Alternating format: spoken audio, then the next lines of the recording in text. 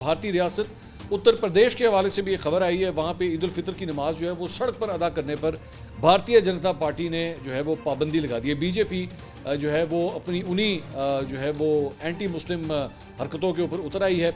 वहाँ पे मेरठ पुलिस ने कहा है कि जी सड़क पर नमाज ईद अदा करने वालों पर मुकदमा दर्ज करेंगे और उनके पासपोर्ट और ड्राइविंग लाइसेंस जो है वो मनसूख कर दिए जाएंगे। बीजेपी को इस फैसले पर कड़ी तनकीद का सामना करना पड़ रहा है। समाजवादी पार्टी की रुकन इकरा हसन ने कहा है कि मुत्तहिदा अरब अमारात जाकर सबको गले लगाने वाली हुकूमत 10 मिनट की ईद की नमाज से परेशान है। बीजेपी 2014 से सिर्फ और सिर्फ नफरत को बढ़ावा दे रही है।